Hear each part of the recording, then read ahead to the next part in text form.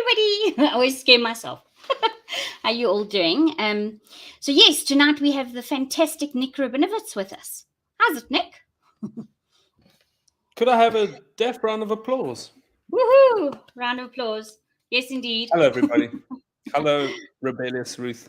How's it? Do you want to know why I decided to be Rebellious, Ruth? And I don't even think I'm that rebellious. Does this go back to being 12 years old? No. Maybe it does actually, because every good little old granny was always named Ruth, and I was like, I hate my name. Like, I just want to be yes. Vanessa or Catherine or Victoria or something, appealing. And what was the famous biblical story about Ruth? This Ruth Ruthie. was in the story of, what was it again? Boaz. It's Shavuot. We read it on Shavuot. And she was the first convert, actually. She was considered the first convert. Really? Do you know, we're going to talk about family connections a bit later, but my uncle Stephen Rum actually converted from Judaism to Catholicism when he moved to Spain. Was this in the 400 years ago? No, this was in the 1990s. Because he would have been forced to do it about 400 years ago. This was optional. They said we can give you a foreskin replacement, or would you prefer a clip-on? I hope he got the clip-on version. Neither. Somebody said this photo of Nick was taken in or around George. Oh, is that the picture of me in the sea? No, that was taken at Musenberg, Cameron. Yes, Musenberg. Yeah, I know. Welcome, guys. Welcome, Cameron. Welcome, Arbite. You have a Russian bot watching the show as well. Yes. We'll take him as a Russian bot. All right. We are here to denazify Ukraine. Whatever you say, Russia. Yeah. With Ukraine being full of Jews. Yeah, that makes total sense. But anyway, hi, Melissa. Alrighty. So I spoke a little bit about my early life. Do you have a fond memory of you being 12 years old?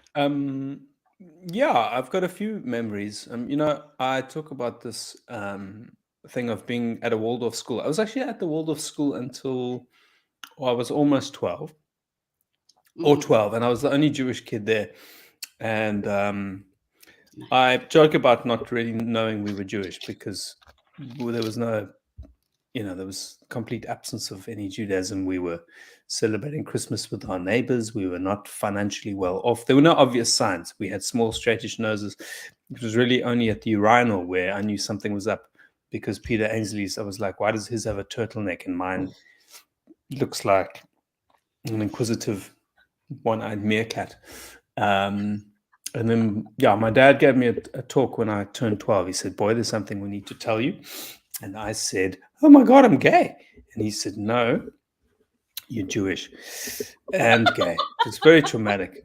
And then, no, that didn't really happen. But I did move schools when I left the Waldorf school when I was 11. And so the Grove, I turned 12 in, must have been standard 4. Yeah, that was my first year at the Grove Primary School with other Jewish kids. And I started going to Cheder, which was like Sunday school for Jews, but on a Saturday. Melissa van der Venter, to fuck with your mind. And then my mind, not yours, Melissa. No, to fuck with your mind, she's actually Jewish. How's that? Oh, she is Jewish. A Boere Jood. Melissa, a Boere Jood. No, we were Boere Jode from Namakoland. My grandfather came out from Lithuania. Well, it was actually part of Russia, escaping Russian tyranny at the time. Mm-hmm. Little did they know they would be also escaping Nazi tyranny, but a few years after that, and then back to Russian tyranny. We've had a hard time. We've had a rough time, Ruth. Yeah, I know. And we had to learn to speak Afrikaans to be able to sell our little thingies to all the farmers. Correct.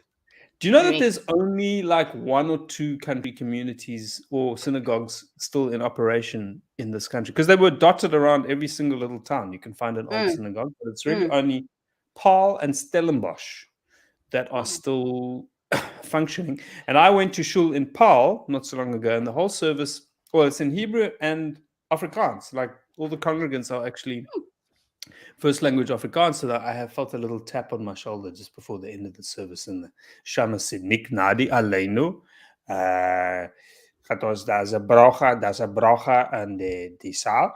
Dan gee jy vir ons 'n bietjie van 'n drosh, kry vir jou 'n stukkie gala en dan gee vir jou ons vir jou 'n Hanukkah present gee. You got a little Hanukkah present for you." Ja, nou, ja. Ek praat die taal ook baie mooi, want ek Ja, is in dis Pretoria. wonderlik, want jy is van Pretoria af. Ja, nee, kyk. Ek Ja. het gehad op skool, maar toe kom ek in die werkwêreld aan en ek maar moet dit praat, want anders praat die boere maar nie Engels nie. So jy moet dit You've got a maar. very good accent as well.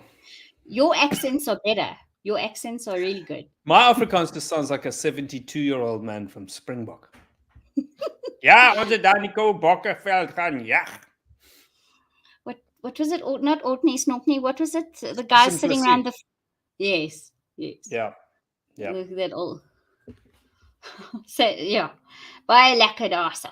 But I think in Welkom they still have a show. I might be wrong, but they have a show in Welkom still. They're trying. They are trying to keep a community there. They've got maybe a Gevre Kadisha. Yeah. Rabbi Maisels, who circumcised both of my sons, he was the one-stop shop in Bloemfontein, I think it was. He was the rabbi, the shochet, the mohel, all of the things. Yeah. For those of you who don't know, that's like he does alles. Like he's alles, all in one. Yeah. Very well trained man that. Kerry Lipschitz says hi. Hi, Kerry Lipschitz. Hi.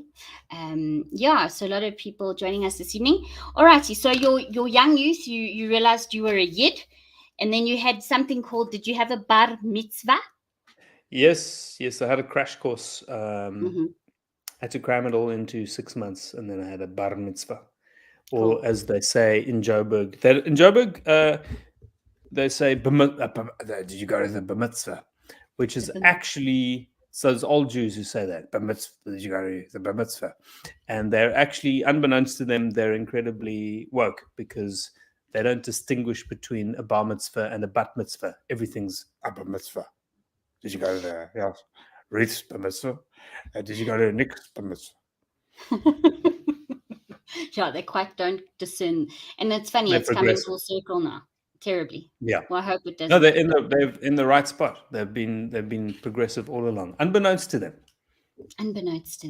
Yeah. I'm not so keen on the woke. I don't know. I suppose each their own, but at least I know my son's straight as a pole. So there we go. Well, actually, my son says he hopes he might be gay.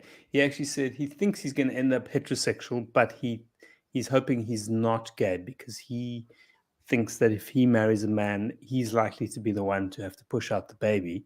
And then I said to him, no, my boy, we're Jewish. We don't do manual labor. You'll have to marry a non-Jewish man.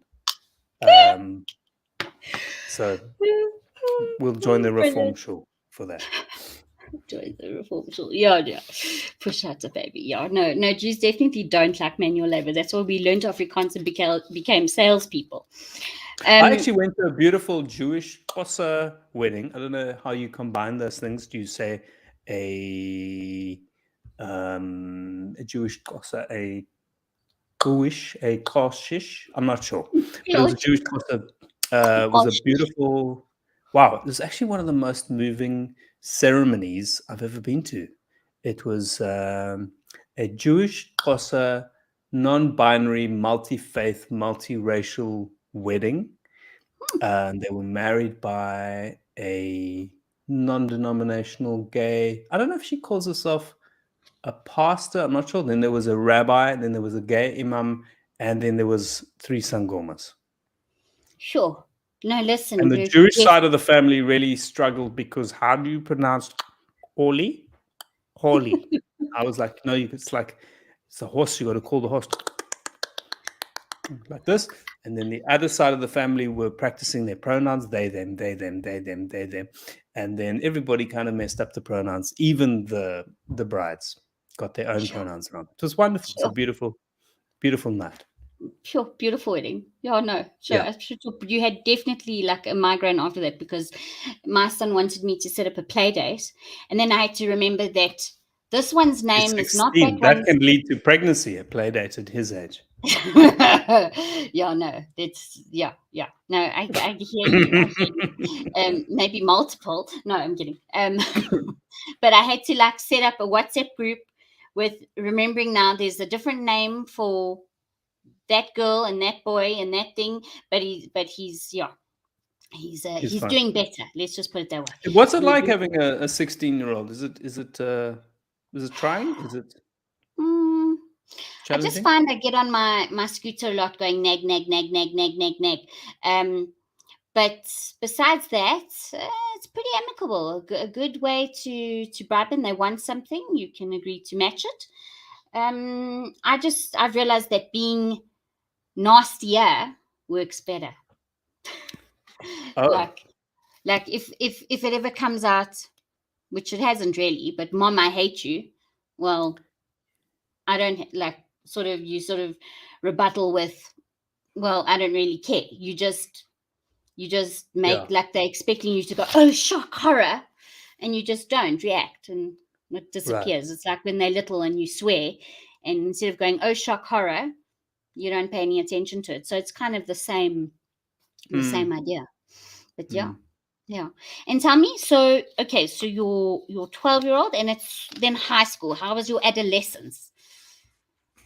My adolescence, yeah, I became rebellious Nick, actually, probably, Mhm. I'd say by the third term of, I've actually got these two pictures in Standard 6, Mhm. of like the first day of school with the tie and the socks up and the being a good boy.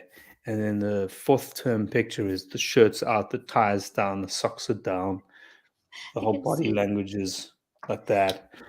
Yeah. So I think we started smoking marijuana probably about that time, and then I was fortunate to live on this beautiful farm, and so I used to take my friends up to the top of the mountain and get them really high on top of the mountain, On top of the mountain. looking down. Yeah, and and then I sort of, yeah, I was kind of, I guess, anti the establishment for most of Mm. high school, but then sport was my thing. So I think they didn't quite know how to. Yeah, I was like a little bit difficult to read, maybe, because I was like first team cricket and first team this and first team the other, but not prefect material. Um, yeah, Well done. And what sports were you playing? Was it cricket? cricket was always cricket was a big one. Squash. I made the mistake of playing squash for 5 years, which led to a removal of the lateral meniscus, the cartilage in my right knee, and as a result, I can't do any trail running whatsoever, especially on trails. Shame. On trains. Shame. Yeah, Yeah. I always wanted to You don't be want to a do rugby that. player. My real dream was to become an Afrikaans rugby player. That was really, No. Oh, by you know, the way, speaking of rugby, remember yeah. last week I told there's an Israeli rugby team. Oh yes, the jukebox. No, that's the South Jukebox. African Maccabi rugby team. Sorry, Yeah, the jukebox. the No, but they jukebox. were actually. Pardon? Yeah, yeah. No, I remember meeting or seeing the Israeli team play South Africa at the Jewish Olympics. In fact, a number of years Okay. ago. Yeah, All right. Yes. No, and of I course actually half the noticed. team is South African as well, as you mentioned. Yes, that's right. That a lot of them come from South African families.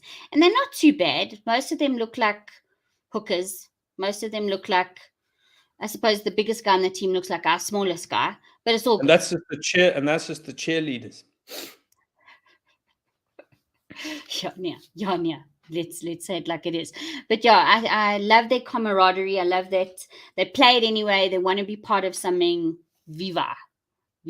Go Israel. Sorry, I am a Zionist through and through. Let's not kid. And if you don't like it, you can go and watch something else, ne? Yeah. Okay. Wonderful. All righty. Any questions from the show? Remember, people, if you want to highlight something for Nick, please type @Rebellious Ruth, and it will highlight the comment, and I can ask Nick a question and or get his opinion on something, and we can take it from there. Yeah, well. Alrighty. Okay, so sports, excellent squash. Do you know how I play squash? Tell me. You I just sit squash thingies. on my fiance. Are you engaged? I am indeed. I'm indeed. I In didn't fact, know that. now really, yeah, with nowadays, but with COVID and stuff, it's sort of on and off and on and off. No, not really. It's just, What and what is his name? his name is Clint. Clint. Clint. Yes. That is And not we'll that's leave it. not a Else, that's not a Jewish name, that Clint. no, no, his name No. is not covertly Chaim. No, it's not. It's not. No. But anyway, enough about me. My How did dad's you name meet? was Chaim, actually. Do you know that? And Oh, in really? his, but his not in his passport, because obviously the parents spoke Russian, Yiddish, and they didn't think it was a big deal to put his English name in his passport as Hyman. So he was actually called Hyman. Yes, like some women's parts. Or is that Haman? Hyman? Haman? That's Yeah. also Hyman. A slight Yes, difference in Hyman. spelling. Yeah, yeah. Yeah, I suppose when the woman part gets introduced, I know where that name comes from. When it gets introduced to him, and it's like Hyman. Yeah. Yeah. If And you that, can actually rupture your hymen. I think my daughter ruptured her hymen quite recently. She fell off the jungle gym, and we think I she ruptured her hymen. She think I did didn't. that. I mean, she just said she actually came home. She was in a really bad way, and then it was the Hanukkah pic. No, it was the what was it? Purim. I don't know what it was. It was the picnic, and she desperately wanted to go back for the picnic. And she got out the car, and she Mm. saw a friend Ariel, and his dad said, "Hi, Soph, how are you?" And she said, "I'm bleeding from the vagina." Like her? What, she 5 years old? 6 years old? Yeah, Yeah. yeah, 5. Would say, I'm bleeding from the Yeah, vagina. I'm fine. yeah. Oh, brilliant. And with your wonderful kids, is there a wonderful story about how you met your lovely wife?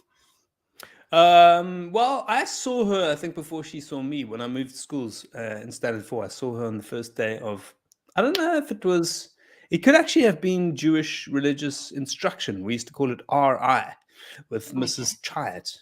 And there were Okay. quite a lot of Jewish kids at that school. But I remember I sat opposite Debbie. She was by the window. And we had those low wooden desks. And I remember looking across it and her little legs couldn't quite touch the floor. Sitting at a desk, and I looked across and I thought, that girl is very short. Yeah. And that was 1988. And then we were at school. Basically, we were at school, until 1994. But we weren't really. I don't know if we said a word to each other. I recall going on a double date with her in about 1990. And Okay. she denies that happened at all. And then we matriculated. I went off to do business science. She went to do medicine. And then her final year of medicine was the year 2000. And I actually had, unbeknownst to me, become friends with her study partner, who then sort of like reintroduced me to her.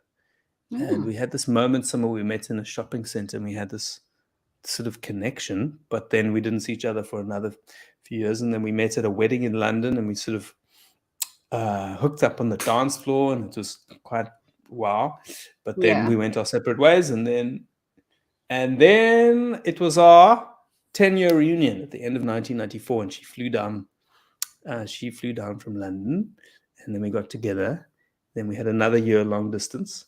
She went back to London, and then she decided to come back to South Africa in 2000 and end of 2005. So we've been together for 17 years, married for 15 this year. Sure.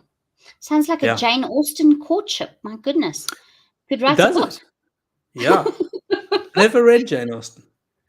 No, I've watched the movies. It's, when you're mourning and you want your mind to be otherwise, no. But what's her name? I can't think of it now. She also looks like Natalie Portman. She was in Pirates of the Caribbean. Beautiful girl. Yeah, I watched it because I think she's just lovely. Alrighty. Okay, so do you know what they say about sex during your 40s and 50s? No, what do they say? Especially where the kids around. It's called I know Anytime it's like, Sex. all right, yeah. I mean, and I've read Esther Perel's book about sex in your 40s and 50s in a Yeah. long-term relationship. I think it's called Mating in Captivity. Sorry, I just find that very, yeah. But Anytime, any place. exactly. Now you have to schedule. If there are listeners with small children, what I've learned is you schedule.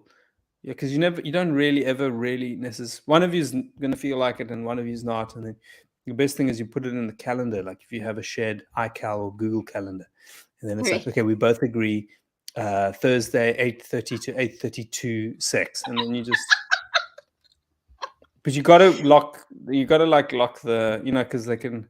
And 8:30 to generally, by 8:32. this age, also you're leaving the lights off as well. So then if they come into the room, you don't know. It's just like you think you saw Tyrion from Game of Thrones like sneak into the room, but he's got a dummy in his mouth going, and then they come right up to you and go, "Is Dada hurting, Mama?" And then you're like, and then Yeah, no, yeah. Or lock the door. You lock the door. And then as that yeah, moment's yeah, about to happen, Mommy, yeah. Daddy. And it's like, ugh, I can't total. hear you. La la la la la la la la. Yeah, no.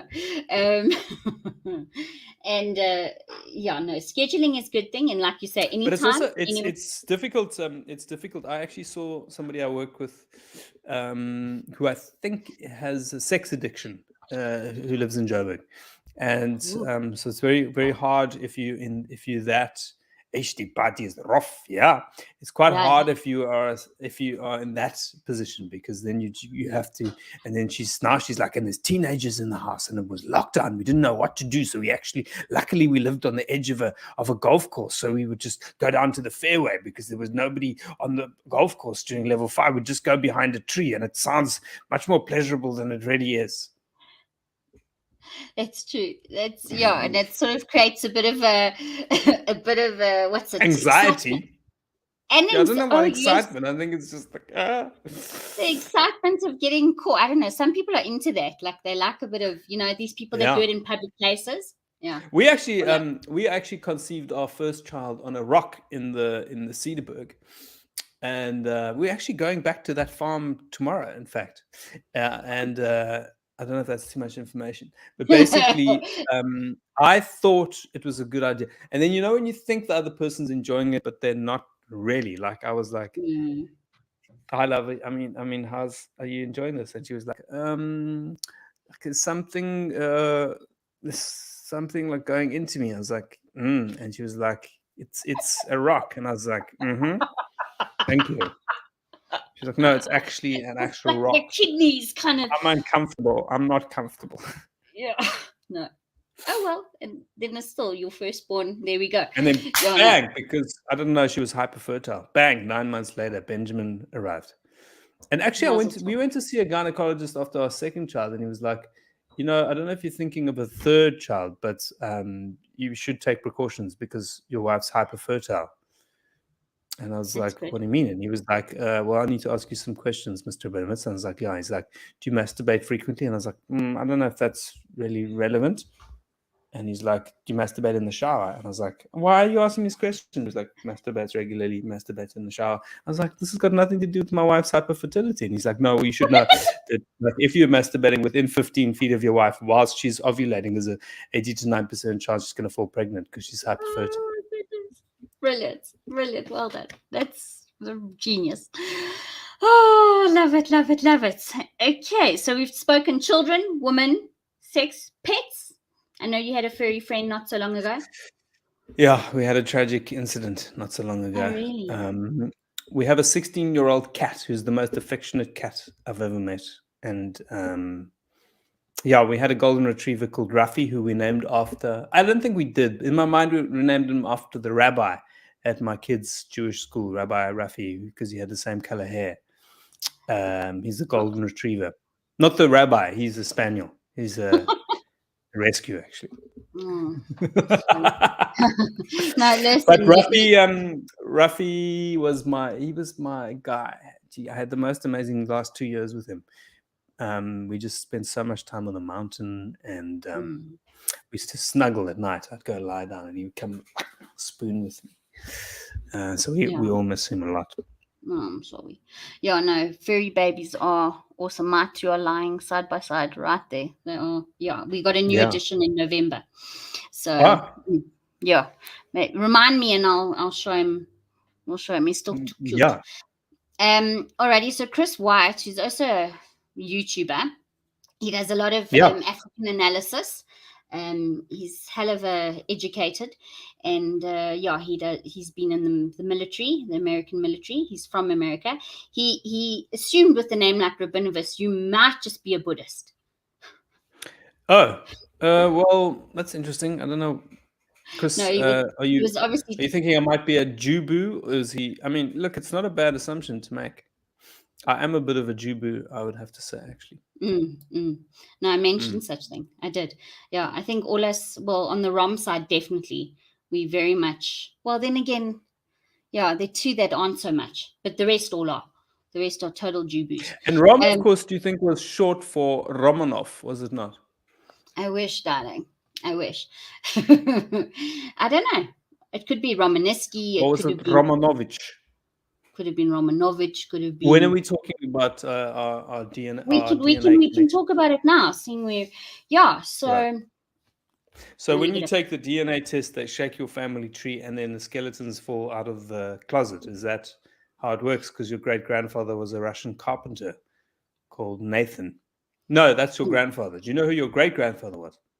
No, I don't. Unfortunately.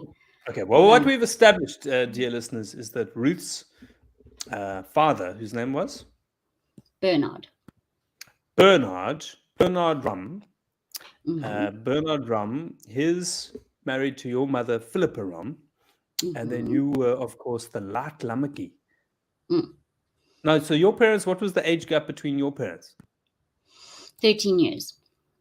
13 years? That's nothing, Ruth. You know what my parents' age gap was? What?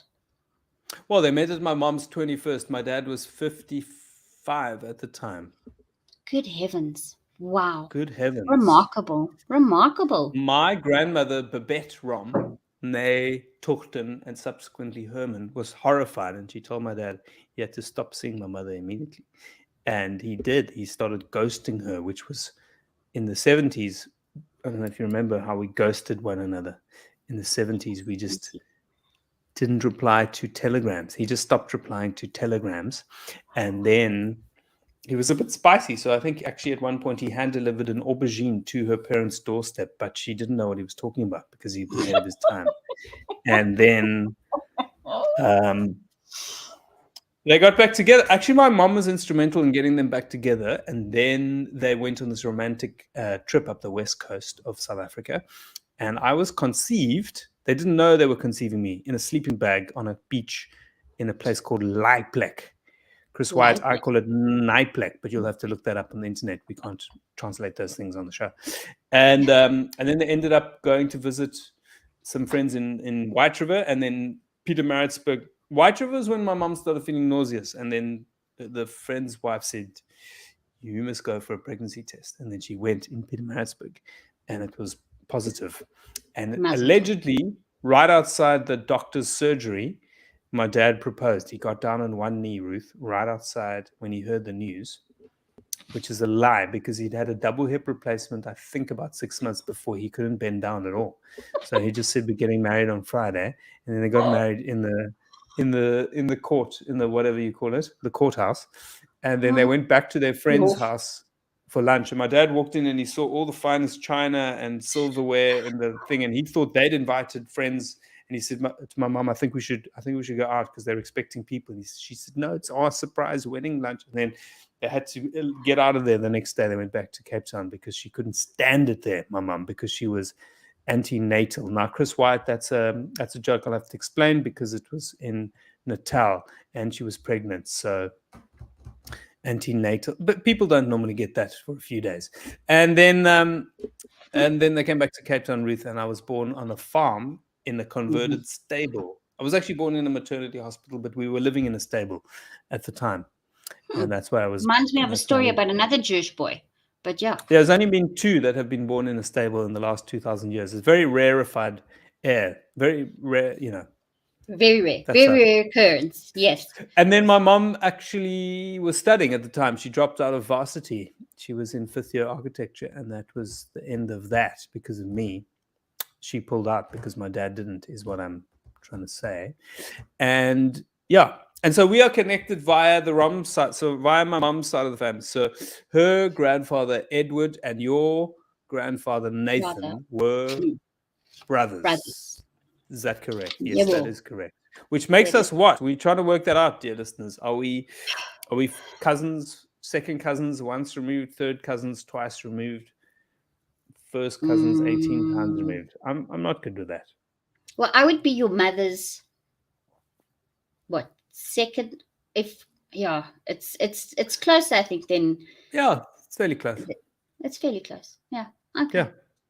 But we don't know much. I don't know much about that side of the family, and you don't seem to know much either. Well, I know I only met my cousins when their father, my father's brother, my uncle, passed away.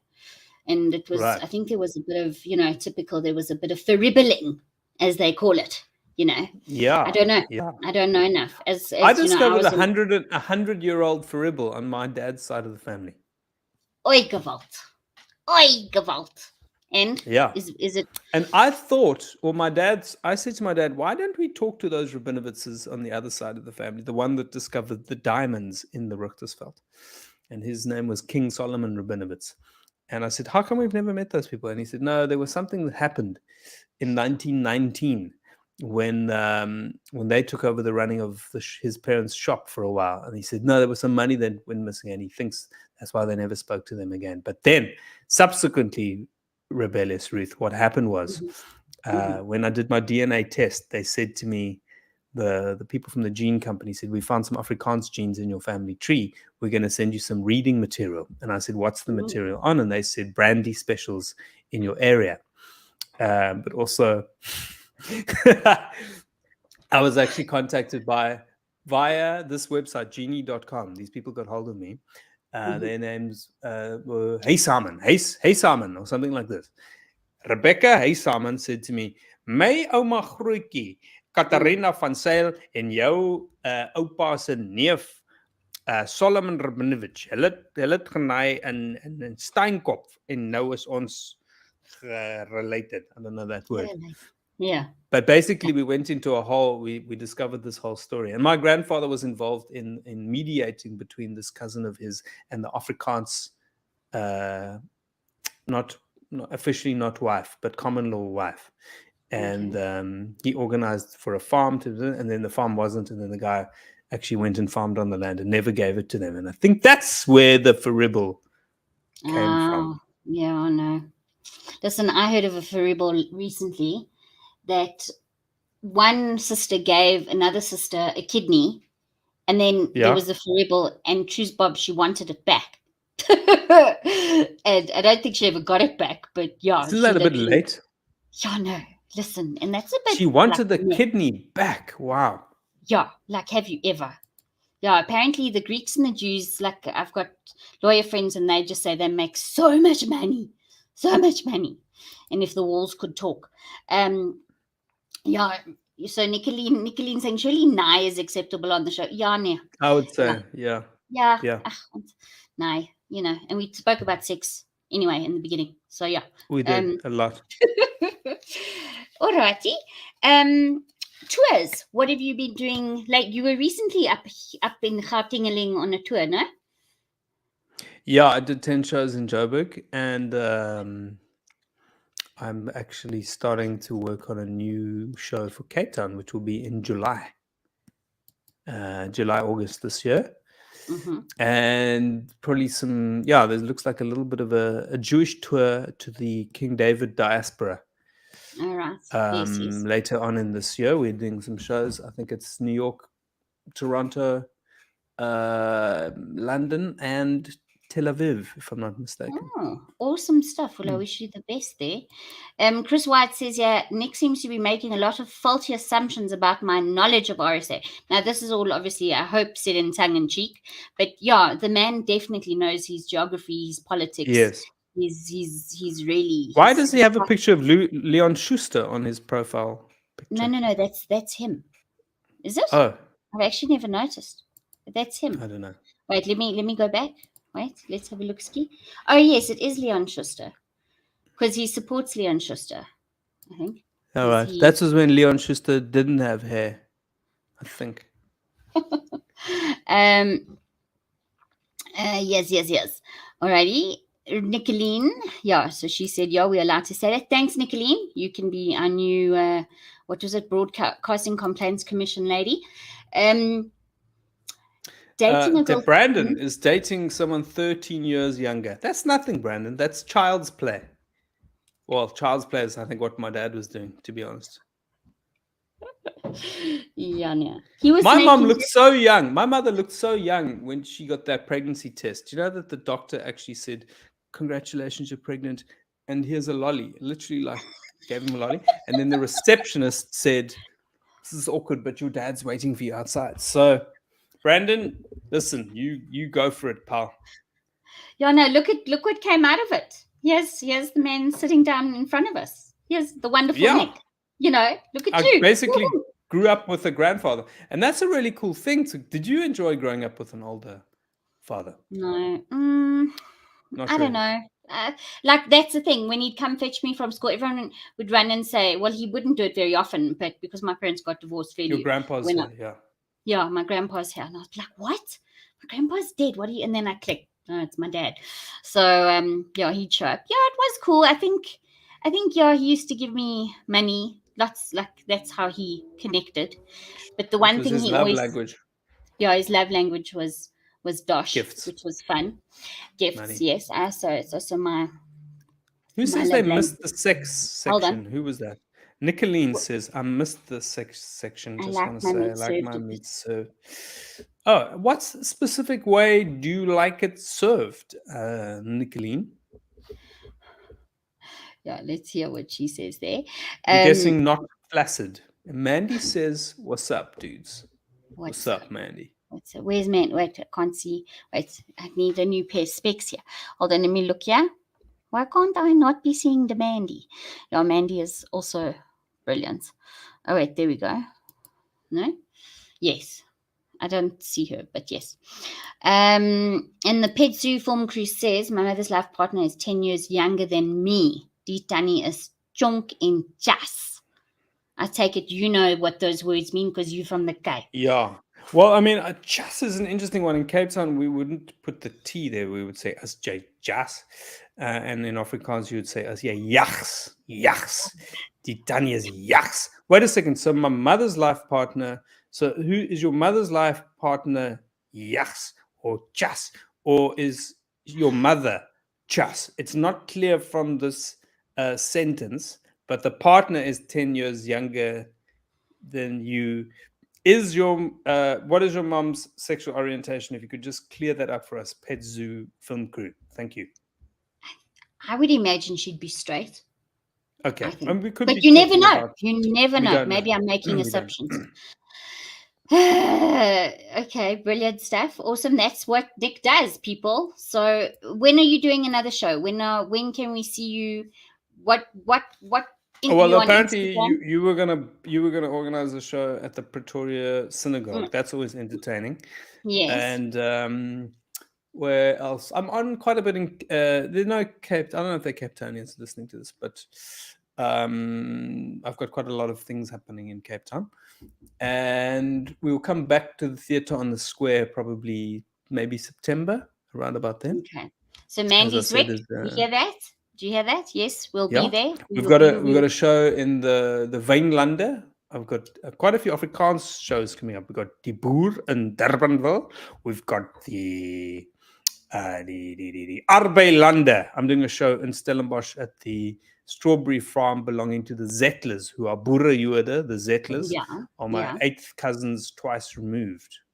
Right. And I'm doing a show there. But I think one of the gents from the family, an elderly gent, thought I went with a friend to a singles evening not so long ago for moral support, you know. And I saw one of the brothers and he was very keen to make whoopee, and I was not so The keen to Zettler make brothers? Which brothers are we talking about? those ones, the ones that you Oh, just right. mentioned. You saw But I don't want to say Dennis. too much because Dennis. Did you see Dennis?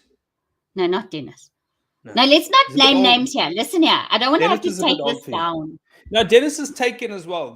He's with the Balabosta. You can't Yeah. go after Dennis. No, Yeah. no. I haven't met No. Dennis. No. So Nicolene's replied how she likes her meat, and here it is. Yep.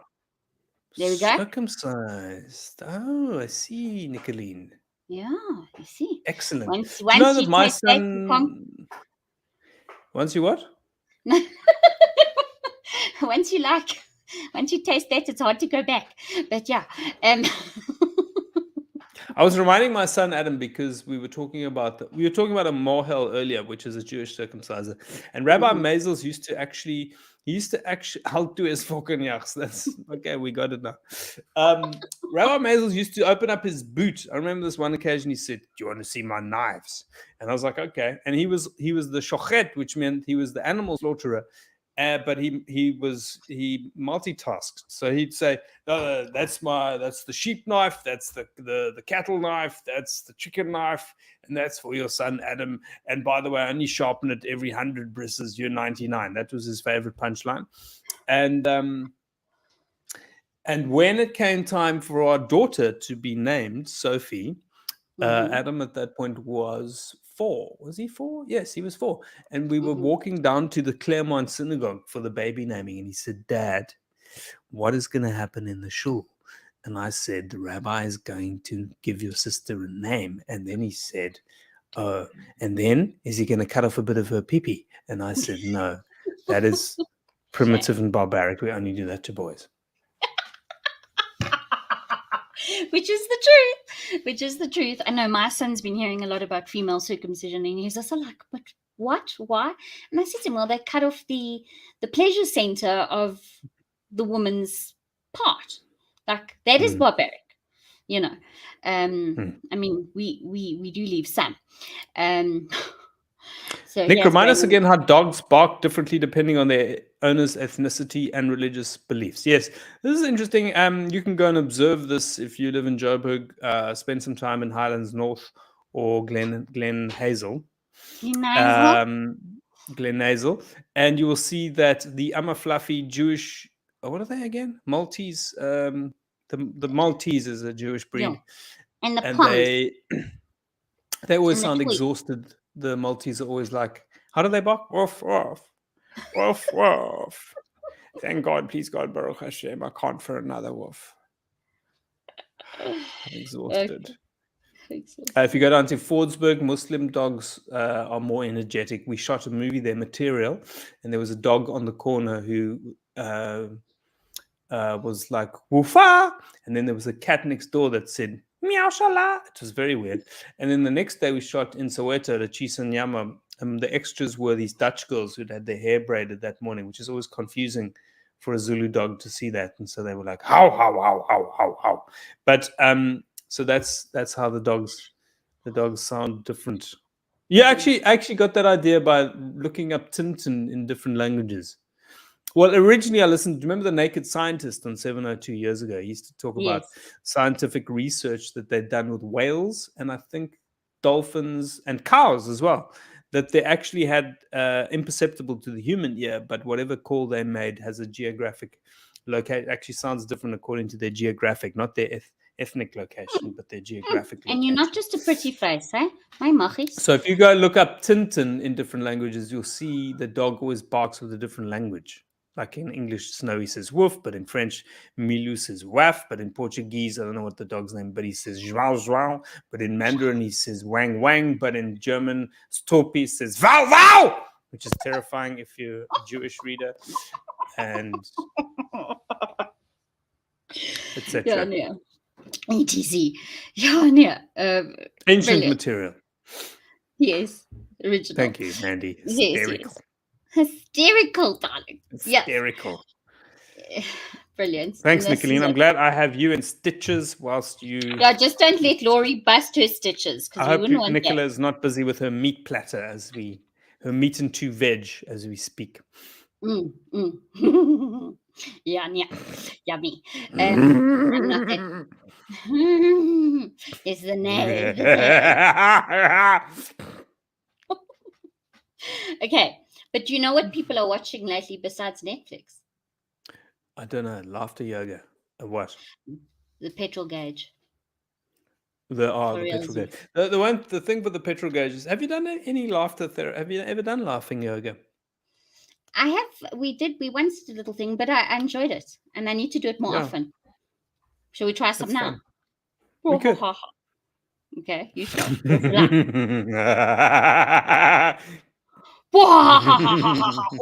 that.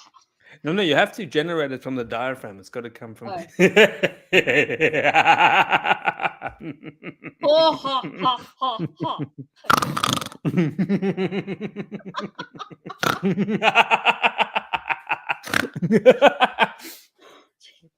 Brilliant. Yeah, we got into it. We nearly we got got a it. thing going. Yeah.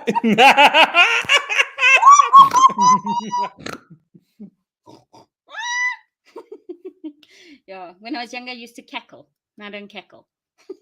Oh, cackling's great. I like cacklers. My agent's a cackler. Whenever she comes to a show, I know she's there.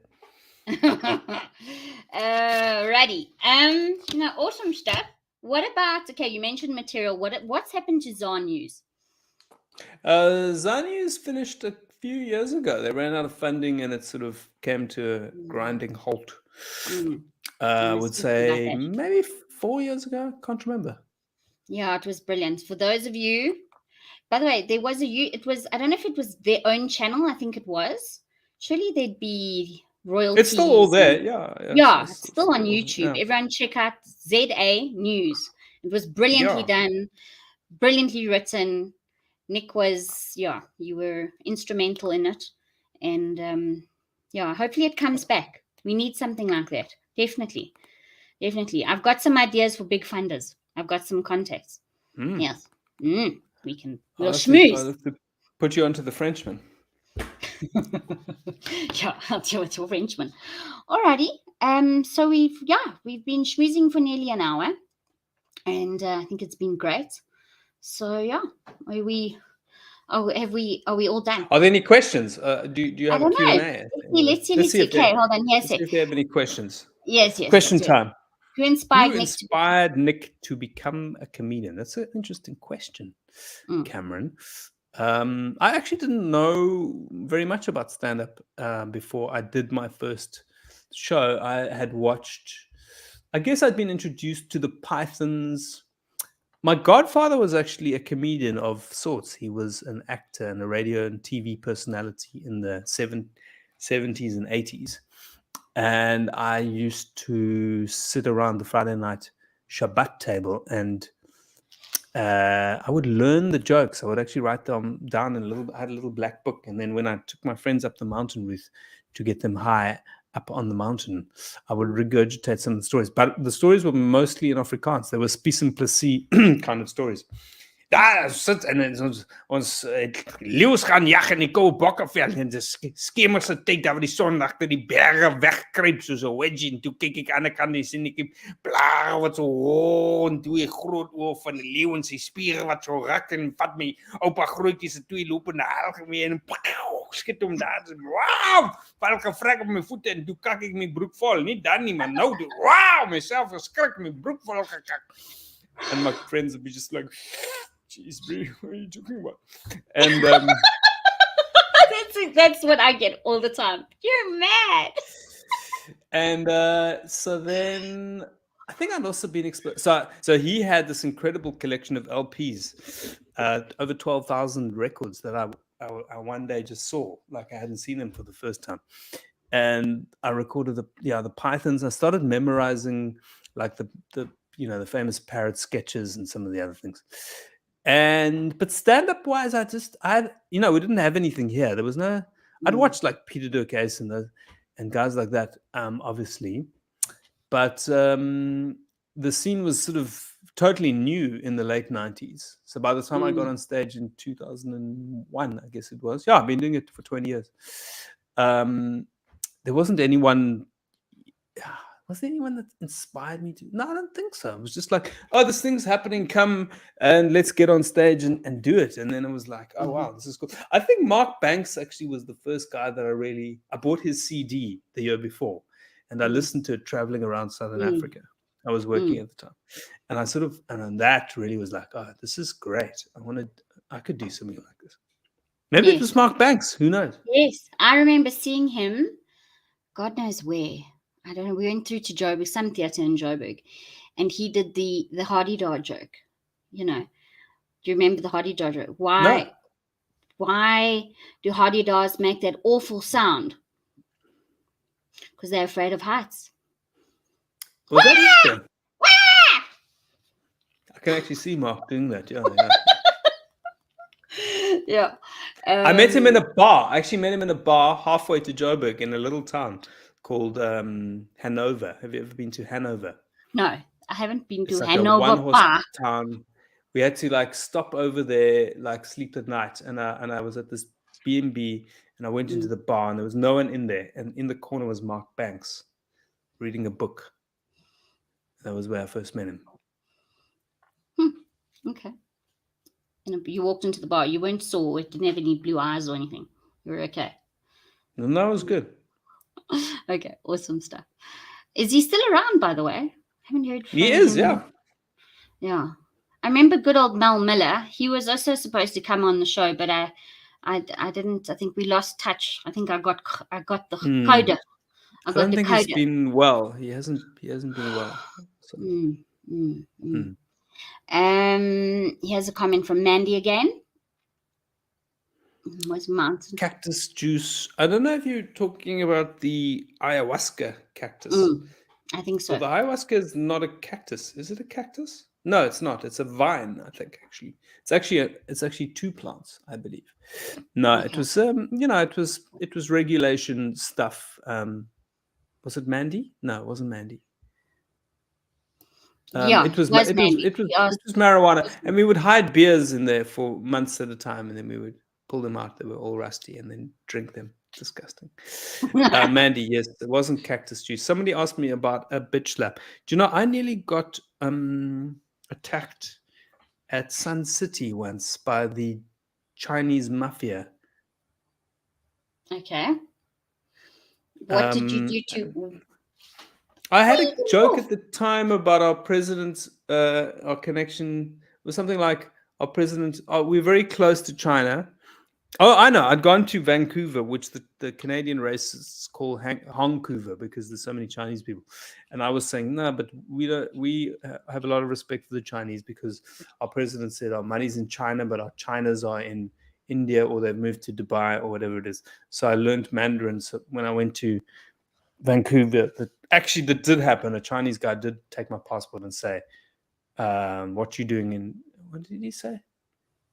Maybe I said, I learned this phrase in Mandarin. Because he said, what are you doing in Canada? And I replied, Canada, which is Mandarin for, what the fuck are you doing in Canada? And then they actually let me out 2 days. I think it was something like that. And these Chinese guys took offense. So I walked backstage and I was like, where's everybody? And I looked around the corner and the event coordinator said, get out of here.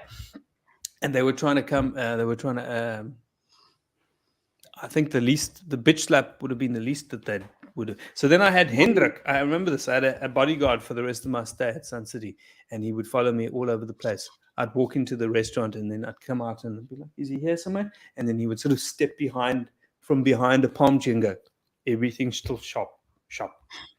Ja, meneer. Dank you. Did he offer to taste your food? No. No.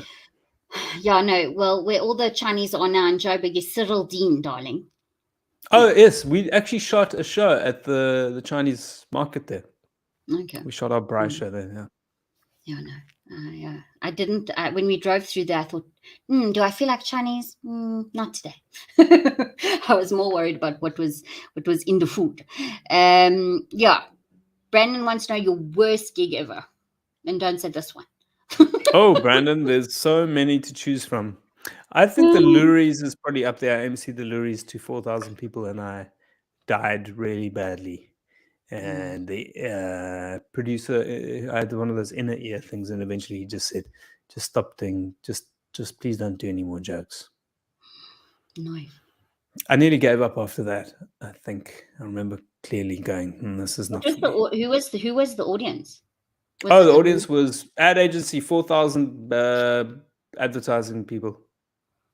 Oh, Most of them were high on cactus juice, Mandy.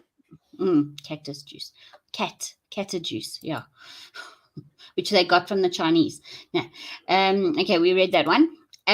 Best gig ever. Like one of, like, I suppose, or someone you've met that inspired you. Someone, I mean, you've met a few greats. You've met Mr. I don't know, who do you call it? Do you call him Sir Desmond Tutu? Did he get a knighthood? I can't remember now. No, Archbishop Emeritus. Emeritus, that's Well, those were two questions. One was the best gig ever, and the other was okay, so let's start people. with most famous. Most famous person. Or group, or, yeah, I don't know. Someone you look up to, someone you admire. The Arch, I had a special connection with the Arch. I was fortunate enough to perform for him quite a few times. And the one, I mean, he was just amazing. The one time I was doing a show with Freshly Ground, actually, and I was backstage waiting to go on, and I felt somebody massaging my earlobes, and I thought it was Zolani from Freshly Ground, who's a friend of mine, and I turned around and I saw it was the Archbishop. Hello, Nick. How are you? Yeah, extraordinary man. And I think one of my actually, there's a picture of it over here, up here. We did a show in 2010 during the World Cup, or just after the World Cup. It was called Bafana, which was a take on Bafana. It was kind of this team of comedians, and we ended up doing a show at the Royal Albert Hall. The producer had booked the Royal Albert Hall in London and got 5,000 people there. Sure. And it was quite a moment. Awesome stuff. No, well done. Yeah, and that was your best show. Okay, no, brilliant. I don't know if it was my best show, but it was certainly a memorable, an epic one for sure. An epic one, yeah. Well, and that as a result of that trip, I got booked by the sort of biggest comedy show on the BBC at the time, which was called Mock the Week. So I actually flew back like a few weeks later. They saw me at that, and then they called me up and said, "Can you audition over the phone for BBC Two's Mock the Week?" And I had to do this like 8-minute audition for one person. There was just like crickets for 8 minutes. I heard nothing. I just did my material, and then he went, "Okay, we'll come back to you." And then they came back to me and said, "Okay, we're flying you over." Then I had to do the material for 2 people in an office, and they just both looked at me and went, "Okay, good. Maybe cut something there and blah, blah, blah." And then we did. That was terrifying, but really cool. And you got the gig? Yeah, we did. I did the gig on BBC on Mock the Week. Yeah. Okay, awesome stuff. Yes, the questions are flying in and out of my mind. Sort of thinking. Hold on, let me get back to. I'm going to come back to that, but I'm going to come back to my notes. Yes, I've gone as usual. I've gone completely blank. What do you happens to me all the time, especially on stage. That's always interesting when it happens during a show, and you go. It sometimes happens before I've finished the joke, the previous joke. I'm going. I know this punchline, but what's after that? And it haunts you, and then you get more and more anxious, right? No, I just go. It'll come. It'll come. I had it now again, and now it's gone again. But you spoke about in one of your interviews how brilliant Urbinol is. Oh, I saw that today. Yeah, no, that's just for bad. I took some Urbinol. I think I've actually tried it maybe 3 times. One is when I was having a crisis around the time I turned 40. The other was level 5 of lockdown when my entire career had been eviscerated. and the other was about a few weeks ago. It's probably about 3 weeks ago. Mm. I took one, and these little sweets remove all known anxiety like that. But I noticed actually you don't feel so like it's a little bit toxic. The next day I felt like I've got some weird chemicals in me. Yeah. But for people with chronic anxiety, they can make a massive difference. Let us not paint them in a terrible light. But you can get easily addicted to benzos. Yeah. I've heard not so much Are they benzos? Yeah, the bigger ones, the benzos, you can get quite addicted. But I just feel after anything like heavy drugs, like that's why I don't, thank God I don't have an addictive personality, because even after in the 90s, like you were a bad boy in the 90s, eh? Have you tried it all from A to Z? You know what? No, I've actually not tried quite a few things. I never tried cocaine. I never did anything hectic like heroin or whatever those weird things were. I did some ecstasy. I did some acid. I gave up acid. I think we used to combine those. We used to talk about candy flipping. And I remember going to a rave up the West Coast, and I decided I would dance in the ocean, in the Atlantic Ocean, for like 3 hours, and then I got mild frost nip, and I was tripping. I was lying. I remember this thinking, I'm going to warm up my feet by this fire, and I put my feet in front of the fire, and then of course because of the acid, my feet went like all these like Technicolor like purples and things, and then I was convinced I had frostbite and my toes were going to fall off, and then I never did acid again. But recently I tried psilocybin, magic mushrooms, for the first time, but in a sort of more a ceremonial context. Okay. More than a recreational one. It was, I think, probably after the birth of my kids, probably the next most profound experience of my life. Okay. Do you hear that, TG? We got to do that stuff. Yeah, we watched. Is that the name of your dog? No, that's the name I call Clint on air. Okay. Speaking of the dog, Russell. I actually had a trip with my dog. It was the most incredible thing. He was there next to me. Did you the whole talk to time, each other? We communicated, yeah, totally. I can believe it. Listen, my other dog, which he's just cuter, but look at it. It looks like a feather duster. He needs a bit of a bath. Look at him. Is that he looks like... that's not a Scotty. He is a Scotty. He's a half Scotty. He's a Scotty. Yes. But he's a bit camera shy. And he's tired. It's past his bedtime. I love Scotties. They're really cool. Yeah, no. A lady I was visiting last week has, this one's a mongrel. This one is a Yorkie. He's a half-breed. He's a proper London, UK half-breed, half Yorkie, half Scotty. Something out of... the opposite of Glen Hazel, a Jewish Maltese? Yes. A Yorkie. And it's actually a Jewish lady who owns them. They're beautiful. You get a York, and then a Yorkie is the dog that belongs to a York. Yes. But yeah, on that note, I think let's see if I can find. Marianne's talking about meat and two veg. Sure, Marianne, you're a bit late with the meat and two veg. Lay Thomas, I don't know what she's saying there. I don't know. It could be keyboard errors. Someone's talking about Bill Engvall. I think I've heard the name, but I'm not too sure. Okay. Yeah, I think. Sorry, I've got to catch up with the comments here. But yeah, I think we've basically done a round of applause. I think. Yeah. So, but please, when you have a show, when you're up in Gauteng or wherever you're going, like you've said, you lots in the Cape. So for those of you guys in the Cape, please go and see Nik. Go and check what website. How do they check it? Is it just it's mostly on my social media. I normally put things there, but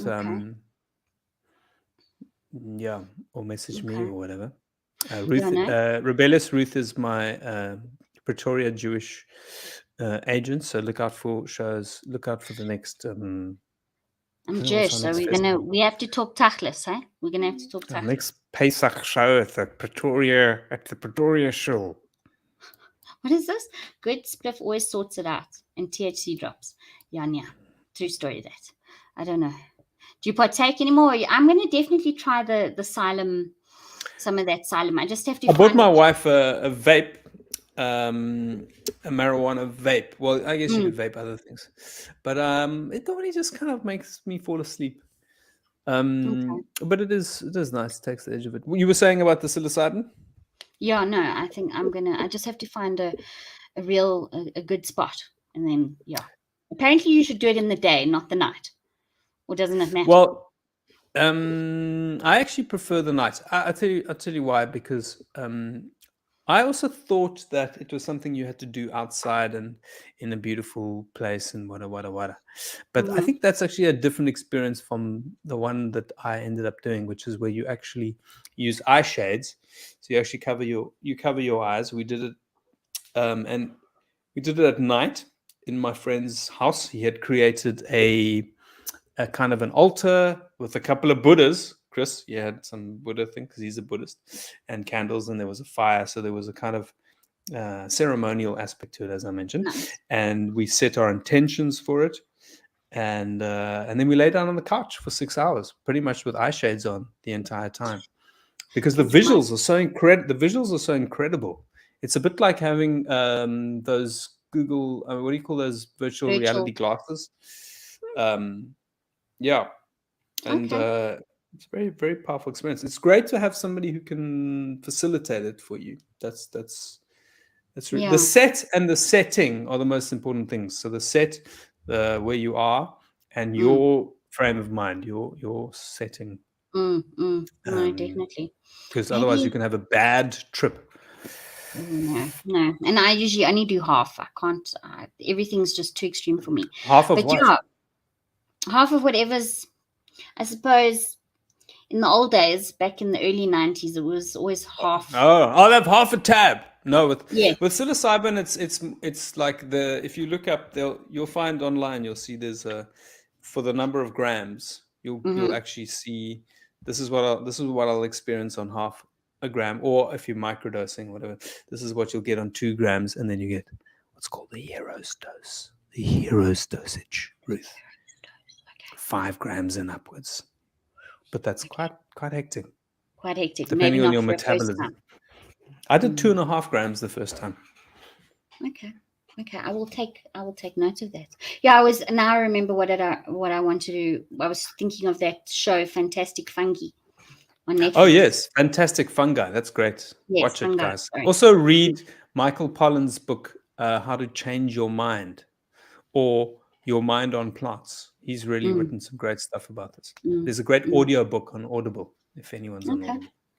Okay, cool. Well, Nik, thank you. Thank you, everybody, for watching. And please support Nik wherever you can.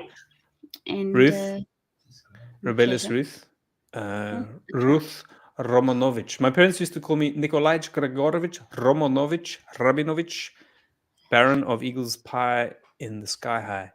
I look forward to seeing you at the shul or wherever I see you. And as they say in the Pretoria Classics, kyk noord en fok voort. Daar sê, mooi man. Dankie almal. Dankie. What was that? That's a hero's dose is 25 grams. Anything under is microdose. Jo. Shania. Okay. Sure. Karana? Sure. Ja, jy's braaf.